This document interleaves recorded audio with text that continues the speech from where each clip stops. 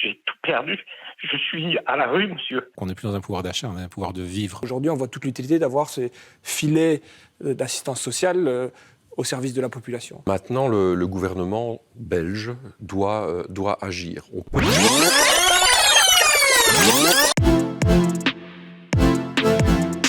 Le coup de couteau vient d'arriver, la facture d'électricité.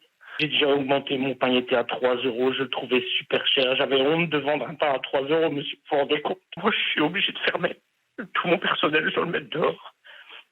J'ai pas un bal devant moi, je dois revendre ma maison parce que la banque va me la reprendre. J'ai tout perdu. Je suis à la rue, monsieur. Je suis complètement perdu. Je ne sais pas ce que je vais devenir. On se rend compte à quel point la situation est dramatique. Ça exprime aussi le manque de perspective et d'avenir. Donc on n'est plus dans un pouvoir d'achat, on a un pouvoir de vivre vraiment, qui la réalité de la situation. Des gens qui ne savent plus comment se nourrir, ils ne savent plus se soigner, qui envisagent de vendre leur maison. Jusque-là, on a eu des crises où on avait du personnel qui pouvait s'occuper des personnes en difficulté. Ils sont maintenant avec le miroir en face d'eux, puisqu'ils sont eux-mêmes dans ces difficultés. Est-ce qu'ils peuvent gérer humainement et financièrement l'explosion qui est en train de se reproduire aujourd'hui? C'est une question fondamentale. Ils ont une capacité de résilience exceptionnelle, mais ça devient très, très compliqué.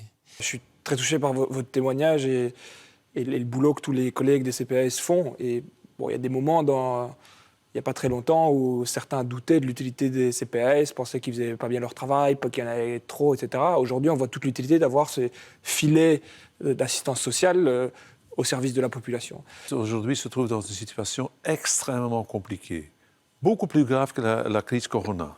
Et depuis un an, on s'est focalisé sur la facture de l'énergie, une bonne chose, pas de problème, mais on a oublié la partie employeur.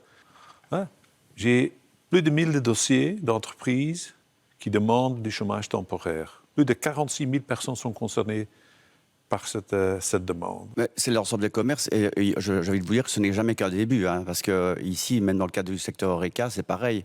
Donc, on se retrouve avec des aides du type chômage temporaire, mais ça ne nous aide pas, en fait. Maintenant, le gouvernement belge doit agir. On peut encore comprendre qu'au début de la crise, où il y a encore quelques semaines d'ici, on attendait une attitude ou des décisions venant de l'Europe. Elles ne viennent pas et elles risquent de ne pas venir avant un bon moment.